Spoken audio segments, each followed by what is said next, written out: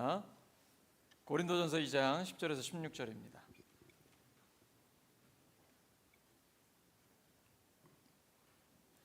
고린도전서 2장 10절부터 16절까지의 말씀 교독합니다. 10절 제가 먼저 읽습니다. 오직 하나님이 성령으로 이것을 우리에게 보이셨으니 성령은 모든 것 곧 하나님의 깊은 것까지도 통달하시느니라. 사람의 일을 사람의 속에 있는 영 외에 누가 알리요? 이와 같이 하나님의 일도 하나님의 영 외에는 아무도 알지 못하느니라. 우리가 세상의 영을 받지 아니하고 오직 하나님으로부터 온 영을 받았으니 이는 우리로 하여금 하나님께서 우리에게 은혜로 주신 것들을 알게 하려 하심이라. 우리가 이것을 말하거니와 사람의 지혜가 가르친 말로 아니하고 오직 성령께서 가르치신 것으로 하니 영적인 일은 영적인 것으로 분별하느니라. 육에 속한 사람은 하나님의 성령의 일들을 받지 아니하나니 이는 그것들이 그에게는 어리석게 보이며 또 그는 그것들을 알 수도 없나니 그러한 일은 영적으로 분별되기 때문이라. 신령한 자는 모든 것을 판단하나 자기는 아무에게도 판단을 받지 아니하느니라. 함께 읽습니다. 누가 주의 마음을 알아서 주를 가르치겠느냐? 그러나 우리가 그리스도의 마음을 가졌느니라. 아멘. 성령의 사람, 성령의 사람이란 제목으로 하나님 말씀 전하겠습니다. 사도 바울이 고린도 교회에 보낸 편지가 고린도전서입니다. 그러니까 교회 안 다니는 사람이 아니고 우리처럼 교회를 다니는 사람들에게 이 편지를 쓴 거예요.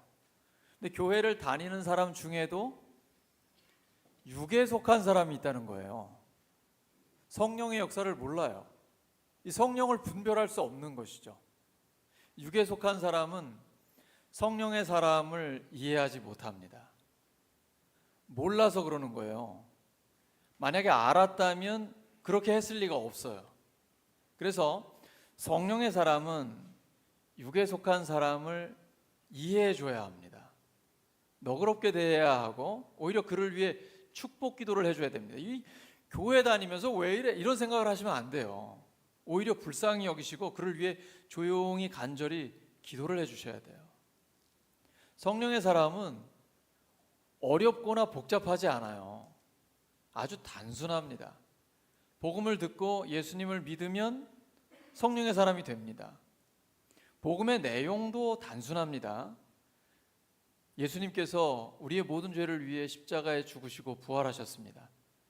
그 예수님을 믿고 만약에 예수님이라고 하면 내 마음에 예수님을 이렇게 모셔드리는 거예요. 그러면 예수님께서 나의 구원의 주님이 되시고 나를 구원하시는 겁니다. 바로 이 내용이 요한복음 1장 12절에 나오죠. 영접하는 자, 이렇게 마음에 모셔드리는 사람. 예수님의 이름을 믿는 자들에게는 하나님의 자녀가 되는 권세를 주셨습니다. 우리에게 그 권세가 이미 주어졌습니다. 그 권세를 누리고 계십니까? 권세를 받았는데 활용을 못하면 주신 하나님이 너무 답답하십니다. 이미 예수님을 믿고 하나님의 자녀가 되는 권세를 주셨어요. 그 예수의 이름에는 엄청난 권세가 있습니다. 이걸 알고 있는 사도 베드로와 요한은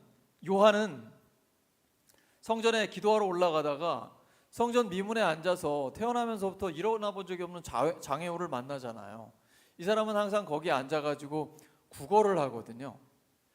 베드로와 요한에게 뭔가 좀 얻을 수 있을까 했을 때 솔직하게 얘기하고 부끄러워하지도 않습니다.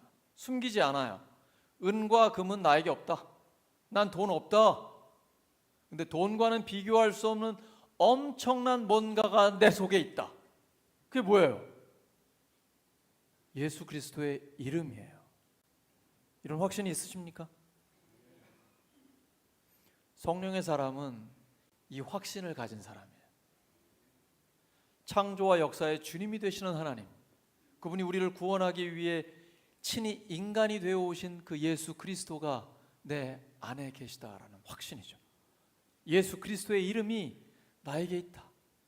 예수 그리스도의 이름으로 일어나 걸으라. 그 이름 때문에 일어나는 거예요. 뭐 소리 질렀다고 되는 게 아니에요. 예수님의 이름에 권세가 있는 것입니다. 성령의 사람은 이 확신이 있는 거예요. 성령의 사람에게는 특징이 있어요. 하나님의 지혜가 있습니다. 복음은 아무리 열심히 공부해도 우리가 노력한다고 깨달을 수 있는 게 아니에요. 복음은 하나님의 지혜입니다. 하나님의 초자연적인 초월적인 지혜예요. 인간의 노력으로 깨달을 수 없어요. 그래서 아무리 똑똑한 사람도 예수님을 믿을 수가 없는 거예요. C.S. 루이스나 리 스트로벨 같은 사람들 굉장히 똑똑한 사람이잖아요. 뭐 예일대 출신이고 영국의 최고의 대학을 나온 사람들도 거의 교수잖아요. 근데 그들이 예수님을 만나기 전에는 예수님 믿지 못했어요. 오히려 반기독교적이었고 기독교에 대해서 공격하던 사람이에요. 그런데 성령의 역사로 예수님을 만나니까 그때부터 복음이 깨달아지는 겁니다. 여러분, 전쟁터에 가면 캄캄한 밤에 적들을 식별할 수 있습니까? 볼 수가 없어요. 어두우니까요. 그런데 뭔가 쓰면 알아볼 수가 있죠. 캄캄한 밤중에도. 적외선 망원경. 그러면 열을 감지하기 때문에 사람의 몸에서 나오는 열 때문에 적이 여기 있다 움직이는 걸 보거든요. 성령님은 바로 그 적외선 망원경 같은 역할을 해주세요. 성령님이 오시면 우리로 하여금 하나님의 지혜를 깨닫게 하십니다. 복음을 깨닫는 그 은혜를 우리에게 허락해 주시는 거예요. 그래서 다 이해를 해서 믿는 게 아니고 믿으면 이해하게 되는 것입니다. 어떤 분 중에는 저도 사실 어릴 때 많은 방황을 하면서 그런 생각을 했었는데 도대체 이해가 안 되는 거예요. 성경이 너무 난해하고 또 황당하기도 하고. 그래서 믿을 수가 없으니까 내가 이걸 이해할 수 있으면 제발 전도사님 저한테 이거 좀 설명 좀 해달라고. 근데 전도사님이 하다가 그래도 못 믿으니까 아주 야 너 이제 그만 자라 화를 내시면서 그러시더라고요. 제가 정말 속을 많이 썩여드렸거든요. 근데 여러분, 복음을 다 이해해서 믿는 게 아니고요, 또 그런다고 무턱대고 믿는 것도 아닙니다. 이사야서 같은 경우에는 예수님 오시기 전에 600년 전, 또 예언서들에는 예수님 오시기 700년 전에 예언이 선포되어 있습니다. 우리를 위해 고난받는 종 그리스도 구원의 주님이 오신다라는 것이죠. 그런데 그러한 예언이 700년, 600년 뒤에 성취가 되거든요. 예수님의 부활 얼마나 확실한 증거를 갖고 있습니까? 또 예수 믿는 사람들이 엄청난 변화를 보이거든요. 멀리 볼 거 없어요. 나를 보세요. 내가 정말 사람 됐지 않습니까? 예수님 믿기 전하고 예수님 믿은 다음하고 인상이 확 달라졌죠. 점점 더 환해지고 밝아집니다. 그리고 우리의 삶에 하나님의 은혜라고밖에 설명할 수 없는 그 놀라운 일들이 엄청나게 많이 일어나요. 그러니까 하나님의 말씀에 우리가 더 기뻐하면서 집중하는 거예요. 하나님의 말씀을 묵상하고 그 말씀대로 깨달아서 순종하면 말씀이 내 삶에 실제로 이루어지는 거예요. 그래서 말씀을 점점 더 즐거워하고 말씀에 집중하고 말씀에 묵상하는 것입니다. 그 말씀대로 순종하게 되면 하나님이 말씀대로 역사하십니다. 모든 변화는 말씀으로부터 일어나게 됩니다. 하나님의 말씀은 살아있고 운동력이 있습니다. 좌우의 날선 어떤 검보다도 더 예리해서 우리 영혼과 골수를 찔러 쪼개기까지 하면서 수술하고 치유하십니다. 혹시 세상 가운데 너무 힘든 분들 있습니까? 성령의 역사를 간구하시기 바랍니다. 성령께서는 우리를 치유하십니다. 상처받은 깊은 골짜기가 있으면 메워주면서 내가 너를 안다. 내가 너의 삶을 다 이해하고 있어. 그리고 우리의 삶을 인도해 주십니다. 성령의 사람은 성령의 인도하심을 받습니다. 진리의 성령은 우리를 모든 진리 가운데로 인도해 주십니다. 자, 성령의 사람은 확신을 갖고 있어야 돼요.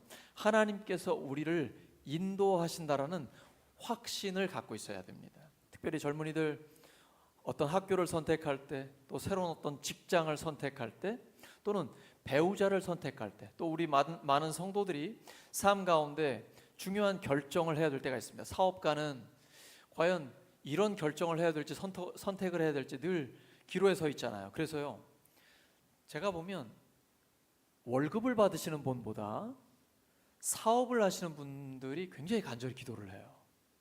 왜냐하면 월급을 받는 분들은 꼬박꼬박 봉급이 들어오잖아요. 근데 사업을 하시는 분들은 모험을 많이 해야 합니다. 도전을 많이 해야 돼요. 내가 이 결정을 했을 때 어떻게 될지, 내 사업이 망할 수도 있거든요. 누가 우크라이나 전쟁이 저렇게 일어날 줄 예상을 했겠어요? 갑자기 난리가 나잖아요. IMF도 그렇죠. 이 사업을 하시는 분들은 굉장히 깊이 기도하게 되거든요. 목회도 사업과 같습니다. 하나님께서 어떻게 하실지 모르거든요. 별일 다 일어납니다. 사실 우리의 삶에는 위험이 도사리고 있죠. 오늘 밤에 내일 우리에게 어떤 일이 일어날지 아무도 모르잖아요. 그래서 우리는 하나님 앞에 간절히 기도할 뿐입니다. 우리에게 내일은 보장되어 있지 않습니다. 많은 사람들이 착각을 합니다. 내일이 영원할 것처럼, 그냥 계속될 것처럼 막연한 기대를 갖고 있습니다. 그렇지 않습니다. 인간에게 주어진 건 오직 오늘밖에 없습니다. 오늘 마지막 날인 것처럼 하나님의 뜻을 품고 하나님의 영광을 위해 최선을 다해서 달려가야 됩니다. 그러니까 기도할 수밖에 없습니다. 이 죄인을 불쌍히 여겨 주시옵소서. 하나님의 은혜가 아니면 오늘 저는 살 수 없습니다. 하나님의 자비하심 때문에 제가 하나님 앞에 머물 수 있습니다. 하나님이 저를 불쌍히 여기시기 때문에 오늘도 주의 영광을 위해 살 수 있습니다. 제가 뭐라고 하나님 저를 이렇게 사랑하여 주시고 은혜 가운데 머물게 해주십니까? 성령의 사람은 인간의 존재 목적을 깨달은 사람이에요. 그렇지 않은 사람은 어디에서 와서 왜 살며 무엇을 위해 살다가 어디로 가는지 몰라요. 그래서 오직 내 생각, 내 마음대로 살아갑니다. 눈에 보이는 게 전부라고 생각해요. 눈에 보이는 세상이 모든 것이라고 생각합니다. 그래서 어떻게 하면 돈을 더 벌까? 그리고 하나님으로 내 영혼이 채워지지 않으니까 허탈해지거든요. 허무해지거든요. 다른 것으로 채우려고 합니다. 좀 더 좋은 거, 좀 더 큰 거, 좀 더 많이. 그래서 새로운 상품을 구매하고 또 그 상품을 구매하기 위해서 또 돈을 벌고, 이게 악순환이 반복이 됩니다. 우리는 소유로 만족할 수 없는 존재입니다. 그런 존재 아니에요. 하나님은 우리를 흙으로 만드신 뒤에 생기를 불어넣어 주셨습니다. 생명이 되어 있어요. 우리는 영원히 하나님으로 만족할 때만 참된 만족을 얻을 수가 있습니다. 그때 여호와는 나의 목자시니 내게 부족함이 없으리로다. 진심으로 찬양할 수 있는 것입니다. 그렇지 않고 다른 물질로, 어떤 소유로 나를 채우려고 하면 자꾸 잠만 와요. 허무해져요. 그런 걸로는 채워지지 않아요. 우리는 존재 자체가 영혼과 육체로 되어 있기 때문에 육체적인 것만으로는 우리의 영혼이 만족이 안 됩니다. 그러면 뭔가 우리의 영혼이 갈망하고 있다면 하나님이 계신 거죠. 그 하나님으로만 내 영혼이 만족해지는 것입니다. 성령의 사람은 이러한 만족을 누리게 되는 것입니다. 예수님은 십자가를 지시기 전에 우리에게 기쁨을 주기 원한다고 말씀하세요. 그 기쁨은 세상의 기쁨이 아닙니다. 십자가를 지는 기쁨이에요. 하나님의 뜻에 순종하는 기쁨이에요. 성령의 기쁨이에요. 이건 돈이 주거나 물질이 주거나 쾌락이 주는 기쁨과는 다른 것입니다. 이건 잠깐밖에 안 됩니다. 그러나 성령이 주시는 기쁨은 영원한 기쁨입니다. 어떤 기쁨을 받기를 원하십니까? 잠깐의 기쁨입니까? 영원한 기쁨입니까? 그 영원한 기쁨은 말씀 속에 있습니다. 그래서 시편 1편에 복 있는 사람이라고 시작이 됩니다. 진짜 행복한 사람은 어떤 사람입니까? 로또 맞은 사람인가요? 여러분, 로또 맞은 사람들, 전 세계에 있는 사람들 조사해 보면 결과가 뭡니까? 로또에 당첨되고 나서 행복한 사람 보셨어요? 가족끼리 다 분열되고 감옥 가고 난리 납니다. 왜냐하면 노력해서 받은 게 아니거든요. 지금 나에게 있는 돈이 그냥 내 수준에 딱 맞는다 생각하시면 됩니다. 그리고 이후에는 하나님 앞에 맡겨놓고 먼저 하나님 나라와 하나님의 의를 구하시기 바랍니다. 그리고 믿음으로 도전하시기 바랍니다. 내 그릇을 키우셔야 돼요. 내 마음을 키우셔야 돼요. 내 믿음을 키우셔야 합니다. 괜히 준비도 안 됐는데 하나님 돈벼락 주세요 이런 기도하시면 안 돼요. 난리 납니다. 크게 무너질 수 있어요. 내 마음을, 내 영혼을, 내 그릇을, 내 믿음을, 내 생각을 키우셔야 돼요. 하나님의 말씀으로. 이 사람은 하나님께서 채워주십니다. 왜냐하면 그릇이 준비됐기 때문이에요. 그 다음에는 하나님이 부어주신 걸 계속 나누고 베풀 수 있는 것입니다. 그걸 위해서 채워주시는 거예요. 복 있는 사람은 그걸 아는 사람이에요. 정말 행복한 사람, 어떤 사람입니까? 악인들의 꾀를 따르지 않습니다. 죄인들의 길에는 서지도 않습니다. 오만한 자들의 자리에는 앉지도 않습니다. 앉고 일어서는 그 자리를 알고 있어요. 세 가지 종류의 사람입니다. 악인들, 죄인들, 오만한 자들입니다. 악인들의 꾀, 이 생각은 하나님과 상관없는 거예요. 오직 눈에 보이는 세상이 전부입니다. 세속적 가치관, 세속적 세계관을 가지고 있어요. 돈이면 다 된다고 생각하는 것이죠. 이거 넘어서야 됩니다. 예수님이 공사역을 40일 금식으로 시작하셨습니다. 육체의 힘으로 사는 게 아니라 영의 힘으로 산다라는 것을 선언하신 거예요. 40일 금식하면 얼마나 배고프겠습니까? 배고파 죽을 지경이겠죠. 그때 사탄이 너 여기 있는 돌로 떡을 만들라라고 시험합니다. 돈에 대한 시험입니다. 첫 번째 시험이에요. 경제적인 시험입니다. 이걸 반드시 통과해야만 하나님을 경험할 수 있습니다. 성령의 사람은 돈에 대한 시험을 반드시 통과해야 됩니다. 이거는 선택 과목이 아니고 필수 과목입니다. 신앙생활할 때는 첫 번째 관문입니다. 예수님은 사람이 떡으로만 살 것이 아니요 하나님의 입으로부터 나오는 모든 말씀으로 살 것이니라, 이 기록된 신명기의 말씀을 가지고 시험을 이기셨습니다. 예수님이 못하시기 때문에 그러신 거예요? 돌을 떡으로 못 만드실까요? 충분히 하실 수 있어요. 말씀 한마디면 창조하시는 하나님이세요. 그런데 안 하신 겁니다. 사탄의 시험이거든요. 예수님이 그러면 아예 음식을 안 드시고 사셨나요? 예수님 뭐 이슬만 드시고 사셨어요? 예수님 가시는 곳마다 수많은 잔치가 열렸습니다. 세리와 죄인들과 함께 그들의 가족이 되고 친구가 되어주셔서 맛있게 드시고 잔치상을 벌이셨어요. 예수님은 그 음식을 먹는 자체가 하나님 나라의 선포였습니다. 내가 저 죄인들의 친구다, 죄인들의 가족이다, 다 용서한다라는 거죠. 당시 종교인들은 죄인들과 함께 하지 않았습니다. 부정탄다고. 예수님은 정반대의 생각을 하십니다. 내가 죄인들과 함께 있으면 내가 더러워지는 게 아니라 나 때문에 저들이 깨끗해진다라는 예수님의 영적인 자신감이 있었던 것입니다. 예수님이 이렇게 음식 잘 드셨어요. 오해를 받으실 정도로. 예수님은 음식을 탐하고 포도주를 즐긴다, 사람들이 그렇게 소문냈거든요. 그건 아니죠. 그런데 예수님이 많은 사람들과 맛있게 음식을 드셨단 말이에요. 그런데 왜 사람이 떡으로만, 돈으로만 살 것이 아니라고 말씀하십니까? 마태복음 6장에는 너희들 무엇을 먹을까, 무엇을 마실까, 무엇을 입을까 염려하지 말라고 하셨습니다. 염려하지 말라고 하셨지 필요 없다고 하셨나요? 필요합니다. 주님 알고 계십니다. 문제는 떡으로만 살려고 하기 때문이에요. 돈이면 다 된다라고 생각하는 이 삶의 철학 때문입니다. 돈이 하나님이 된 겁니다. 하나님과 돈을 바꾼 거예요. 예수님은 하나님과 돈을 겸하여 섬길 수 없다라고 말씀하셨습니다. 우리가 신앙생활 하는데 하나님의 능력을 경험하지 못하고 있습니까? 아직 이 테스트를 통과하지 못하신 겁니다. 마귀의 이 시험을 넘지 못한 거예요. 당장 내가 먹고 사는 문제 때문에, 노후 문제 때문에, 당장의 내 돈 문제 때문에 움켜쥐고 있는 거예요. 하나님의 약속을 믿지 않는 것입니다. 마태복음 6장 33절은 성경의 대원칙입니다.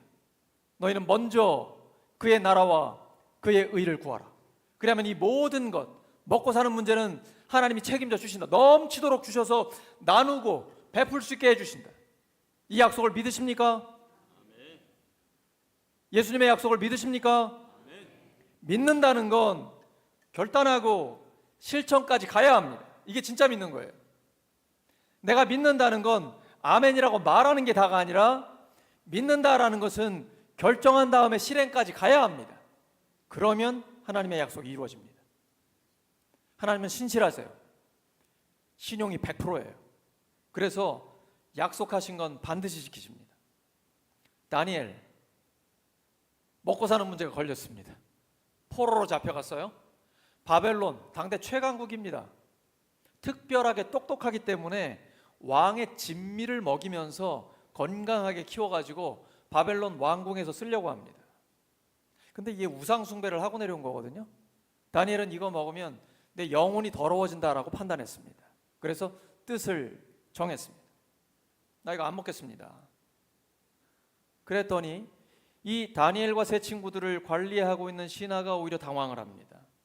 너 채식만 먹었다가 왕의 진미를 먹는 청년들하고 비교할 때 건강이 나빠지고 얼굴이 안색이 안 좋아지면 내 목이 달아난다. 그랬더니 다니엘이 시험할 수 있는 기간을 달라고 그래요. 열흘 동안 나는 왕의 진미가 아니라 채식만 먹겠습니다. 한번 비교해 보시고 결과를 보고 판단을 해 주십시오. 하나님의 지혜를 가지고 뜻을 정한 것입니다. 하나님 앞에 내 영혼을 더럽히지 않겠다. 내가 하나님의 약속을 믿고 하나님의 영광을 위해 결단했을 때 결과는 하나님의 지혜가 승리한 것입니다. 세상에 보여줘야 합니다. 세상 사람들은 하나님의 지혜를 알 수가 없습니다. 하나님의 지혜는 성령을 받은 사람만 알 수 있습니다. 교회 다닌다고 다 성령 받은 건 아니에요. 자기 자신을 잘 보셔야 됩니다. 내가 정말 예수님을 믿고 있다면, 예수님을 내 마음의 구원의 주님으로 모셔드렸다면 나는 성령의 사람입니다. 성령님이 내 안에 계셔요. 그러면 하나님의 지혜를 내가 갖고 있는 것입니다. 그래서 하나님의 약속이 믿어집니다. 이거 안 믿는 게 더 힘들어요. 믿는데 내가 그 믿음대로 순종하기는 어려울 수 있어요. 왜냐하면 말씀대로 순종하면 내가 괴로울 수 있거든요. 당장은 손해를 볼 수도 있어요. 어려움이 닥칠 수도 있어요. 그러나 믿고 결단하고 순종하는 데까지 나아가야 돼요. 이것이 성령의 사람입니다. 성령의 사람에게는 하나님의 약속이 주어졌습니다. 먼저 그의 나라와 그의 의를 구하라. 사람이 떡으로만 살 것이 아니요 하나님의 입으로부터 나오는 모든 말씀으로 살 것이니라. 이 하나님의 말씀을 붙들고 결단하면 그 다음부터 하나님의 역사가 나타나기 시작합니다. 영권을 활용할 수 있게 됩니다. 요한복음 1장 12절에 기록되어 있죠. 영접하는 자 곧 그 이름을 믿는 자들에게는 하나님의 자녀가 되는 권세를 주셨다. 이 권세를 사용하고 계십니까? 영적인 권세를 활용하고 계세요? 지금 가정이 변하고 있습니까? 목장이 변하고 있습니까? 직장에서 일터에서 사람들이 나를 보면서 이 사람 진짜 예수 믿는 사람이네. 뭔가 좀 다르게 보고 있습니까? 아니면 무시합니까? 뭐야, 나랑 똑같이 살면서 뭐 고상한 척해. 거룩한 척해. 거룩은 행실이나 겉으로 드러나는 모양이 아니에요. 거룩은 내적인 변화입니다. 히브리어로 코데시 또는 카도시라고 하는데 이건 구별됐다라는 것입니다. 세속적 세계관, 세속적 가치관이 아니라 성경적 세계관, 성경적 가치관을 갖고 있는 것입니다. 그래서 세상 사람들과는 다른 거예요. 거짓말하지 않아요. 정직해요. 세상을 두려워하지 않아요. 사람들 두려워하지 않아요. 오직 하나님만 두려워합니다. 그리고 뒷거래하지 않아요. 이중장부 쓰지 않아요. 굉장히 성실해요. 충성돼요. 정말 하나님의 백성답게 살아가는 거예요. 삶의 현장에서. 거룩함이란 격리가 아니에요. 예전에 우리 코로나 환자들이 격리된 것처럼 교회로 격리되어 있는 게 거룩함이 아니에요. 구별된 것입니다. 분리된 것입니다. 세상 속에 들어가지만 세상 사람들과는 다르게 사는 거예요. 처음에는 사람들이 잘 못 알아봐요. 세상 사람들이 우습게 여길 수도 있어요. 이상하게 여길 수도 있어요. 그러나 거룩이 능력입니다. 거룩함이 세상 속에서도 경쟁력입니다. 지금은 인터넷 시대라 모든 게 다 투명해졌습니다. 모든 정보가 다 공개됩니다. 결국은 정직한 사람이 승리합니다. 그런데 정말 하나님의 뜻을 품고 세상 속에서 거룩하게 살아가면 결국은 사람들이 알아봅니다. 그리고 인정합니다. 그 앞에 머리 숙이게 되어 있습니다.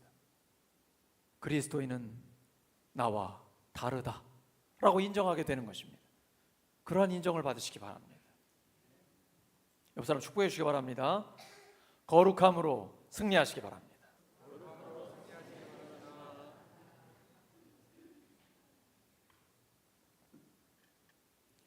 성령의 사람은 오늘 본문에 기록된 대로 영적인 분별력이 생깁니다. 거룩함과 세상적인 것을 분별할 수 있게 돼요. 거룩하지 못하면 주님을 볼 수 없습니다. 히브리서에 기록되어 있어요. 거룩은 해도 되고 안 해도 되는 게 아니라 우리가 주님을 보기 원하면 반드시 거룩해야 됩니다. 그래서 성령의 사람은 자기의 몸과 마음을 철저하게 지킵니다. 깨끗하게 합니다. 여러분 지금 뭘 보고 어떤 걸 듣고 계십니까? 내가 무엇을 보고 무엇을 듣느냐는 내 영혼에 굉장히 중요합니다. 보고 들은 것이 영혼에 쌓이게 됩니다. 내 마음에 쌓이고 생각이 그것으로 가게 됩니다. 생각이 가는 대로 내 인생도 가게 됩니다. 제가 분명히 말씀드립니다. 하나님의 말씀에 근거해서 말씀드립니다. 예수님께서 너의 마음에 쌓인 게 입으로 나온다라고 말씀하세요. 지금부터 우리의 마음에 하나님의 말씀을 쌓고 그 말씀이 흘러 넘치면 이후의 삶은 엄청난 하나님의 복을 받게 될 것입니다. 그런데 예전처럼 여전히 세상 것들만 보고 음란한 것들을 듣고 보고 이러면 여러분 하나님 만날 수 없습니다. 특별히 음란함은 굉장히 무섭고 위험한 것입니다. 음란함에 조금만 기울어지면 거룩하신 하나님과의 교제는 끊어집니다. 지금 세상은 굉장히 악하고 음란합니다. 그래서 미디어를 조심해야 됩니다. 길거리에 다니면서도 굉장히 주의하셔야 돼요. 혹시 여러분 음란함의 유혹을 받을 때가 있습니까? 단호하게 끊으셔야 합니다. 요셉처럼 빨리 피해야 합니다. 버티는 거 아닙니다. 죄의 유혹은 버티는 게 아니에요. 요셉처럼 뿌리치고 가야 합니다. 거룩함에 대해서는 단호해야 합니다. 예수님께서 너의 눈이 범죄하려고 하느냐? 뽑아버려라. 너의 손이 죄를 지으려고 하느냐? 끊어버려라.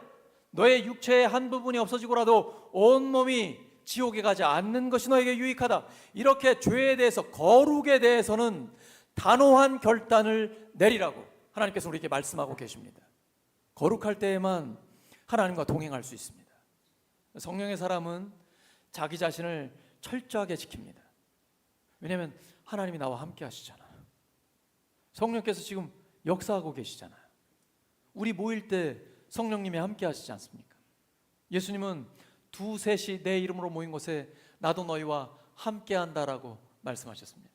말씀하신 대로 지금 우리와 함께하고 계십니다. 그리고 우리를 통해 성령께서 역사하십니다. 우리가 대단한 지식이 많거나 돈이 많거나 이러지 않아도 괜찮아요. 주님이 쓰시는 기준은 딱 하나입니다. 깨끗하면 됩니다. 거룩하면 됩니다. 성령의 사람은 이러한 영적인 분별력을 갖게 됩니다. 그 거룩함을 지켜서 끝까지 하나님 앞에 쓰임받을 수가 있는 것입니다. 성령의 사람은 성령의 인도하심을 받습니다. 특별한 사람만 받는 게 아니에요. 본문에 신령한 자라고 되어 있는데 이 신령하다라는 것은 어떤 신비롭거나 그런 환상을 보거나 이런 체험하신 사람, 그런 사람을 얘기하는 게 아니고 영적인 사람을 얘기합니다. 스피리추얼, 영적인 사람이에요. 그 말은 예수님 믿고 성령의 사람이 된 사람, 이 사람이 신령한 자, 영적인 사람입니다. 이 사람들은 영을 분별해요. 그리고 성령의 인도하심을 받습니다. 예수님이 말씀해 주셨죠? 진리의 성령이 오시면 모든 진리 가운데로 인도하신다라고 말씀하셨습니다. 그래서 기도하는 사람은요, 사업을 해도 번뜩이는 아이디어가 있습니다. 거룩한 삶을 살기 때문에 영이 막잖아요. 세상 사람들은 알 수 없는 아주 번뜩이는 아이디어가 떠올라요. 공부하는 학생들도 마찬가지예요.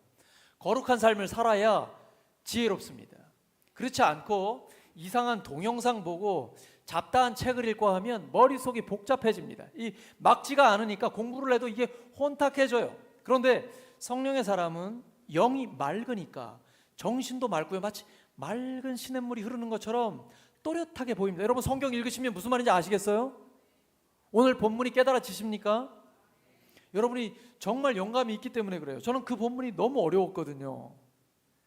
이게 성령께서 가르쳐 주시지 않으면 굉장히 어려워요. 근데 어느 순간 성령께서 가르쳐 주십니다. 이게 성령께서 우리를 통달하게 해주시는 거예요. 성령님은 하나님의 가장 깊은 곳까지도 통달하고 계시거든요. 그 성령께서 우리 안에 계시기 때문에 말씀을 읽을 때에 진리를 통달하게 해주십니다. 창세기 1장 1절 태초에 하나님이 천지를 창조하시니라. 근데 하나님이 하나님의 형상대로 사람을 지어주셨습니다. 하나님의 형상대로 지어주셨는데 그 하나님의 형상대로 지음받은 사람이 남자와 여자잖아요. 그래서 이단 중에는 하나님이 남자 하나님, 여자 하나님이 있다고 그래요. 정말 성경을 너무 모르고 엘로힘이라는 히브리어 원어의 의미를 몰라서 그래요. 유대인들은 철저히 유일신론자입니다. 하나님은 한 분밖에 없어요. 근데 엘로힘이라는 단어가 복수 단어이기는 해요. 그러나 이것은 삼위일체 하나님을 의미하는 것이지 하나님이 두 분이라는 의미가 아니에요. 어디 가서 그런 얘기하면 안 돼요. 이게 이단 사이비의 특징이에요. 성경 또 원어적인 이해를 정확하게 못하고 자기 마음대로 해석하는 거예요. 근데 하나님이 하나님의 형상대로 사람을 만드셨습니다. 근데 사람이 죄를 지어서 하나님의 형상을 잃어버렸어요. 하나님과의 관계가 깨져버렸습니다. 이 관계를 회복할 수 있는 방법은 죄 없으신 하나님이 사람이 되어 오셔서 우리의 모든 죄를 대신 지시고 십자가에서 죽으심으로 죄값을 치러주시는 것밖에 없어요. 그래서 예수님이 그 일을 해주셨습니다. 그리고 부활하여 주셨습니다. 그분이 승천하시면서 약속하셨어요. 성령을 보내주시고 또 다시 오겠다라고 약속해 주셨습니다. 요한계시록 성경의 마지막 책에 기록되어 있습니다. 주 예수여 어서 오시옵소서. 이 창세기부터 요한계시록까지 꿰뚫어지는 거예요. 진리를 통달하게 해주시는 것입니다. 성령님이 오시면 성경에 환해집니다. 그리고 소원이 생겨요. 성경을 점점 더 알아가고 싶어요. 그래서 삶 공부에 계속 들어오는 거예요. 삶 공부가 마감이 돼가지고 더 이상 받지 못했잖아요. 여러분 계속 말씀을 알다 보면 그 말씀이 점점 더 궁금해지는 거예요. 그리고 말씀이 나를 사로잡습니다. 처음에는 내가 말씀을 읽는 것 같은데 말씀이 나를 읽기 시작해요. 말씀을 읽다 보면 나의 존재 자체를 깨닫게 됩니다. 내가 뭐가 부족한지, 나의 죄를 알게 되고 내가 지금 어떤 길로 가야 될지를 알게 됩니다. 성령께서 우리의 삶을 인도해 주시기 때문입니다. 이때에 결단해야 합니다. 성령의 인도하심에 절대 순종하겠습니다. 그러면 성령님이 인도하십니다.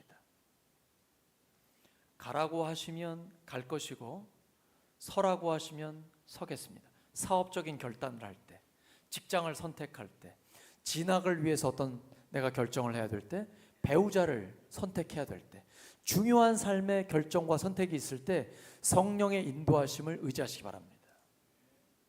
그렇지 않고 내 마음대로 기다리지 않고 내 뜻대로 해버리면 나중에 후회해도 소용없습니다. 하나님은 절대 늦추지도 않으시고 서두르지도 않으십니다. 그냥 내 성격이 급한 거지 하나님의 기도 응답은 가장 완벽한 때에 옵니다. 기도 응답의 시기는 내가 결정하는 게 아니고 하나님께서 결정하시는 것입니다. 그때가 나를 위한 가장 좋은 때입니다. 주님 말씀하시면 내가 나가리다. 주님 뜻이 아니면 내가 멈춰 서리라. 나의 가고 서는 것 주님 뜻에 있으니 오 주님 나를 다음이 뭐죠? 나를 이끄소서. 하나님은 우리를 이끄시려고 하십니다. 내가 고집 부리면 안 돼요. 내가 의지적인 결단을 해야 됩니다. 하나님 말씀하신 대로 순종하겠습니다. 지금 말씀 안 하시면 가만히 있으라고 하는 줄로 알고 순종하겠습니다. 이런 결단이 있어야 됩니다. 옆 사람 축복해 주시기 바랍니다. 성령의 인도하심을 받으시기 바랍니다.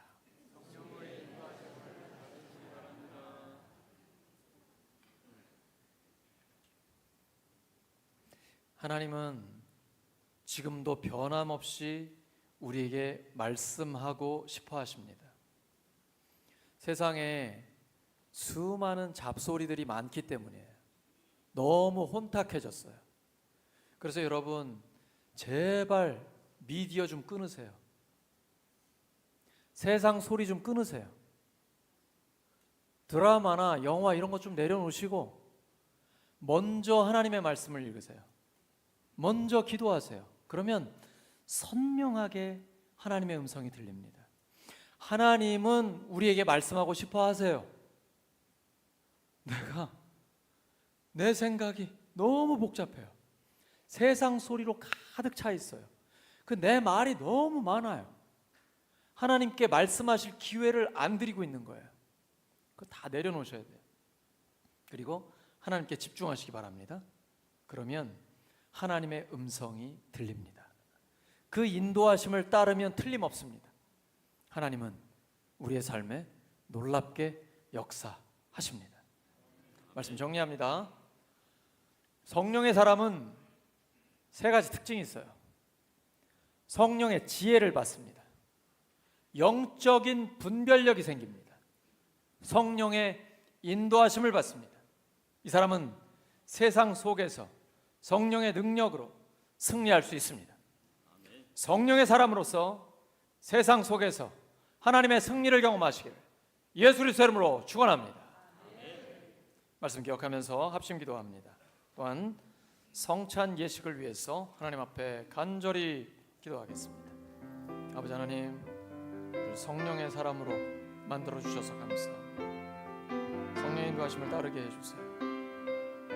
성찬 예식 가운데 하나님의 은혜와 평강을 충만히 주시옵소서.